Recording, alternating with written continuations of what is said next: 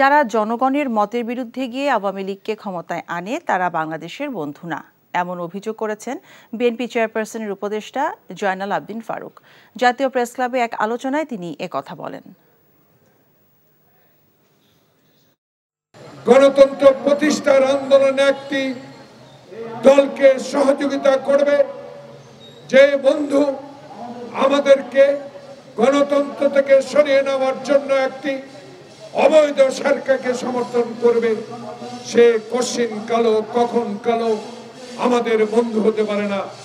তারা আমাদের অত্যাচার করেই যাচ্ছে, অবিচার করে যাচ্ছে। প্রতিনিয়ত বিনা কারণে সীমান্তে গুলি করে লোক হত্যা করা হচ্ছে।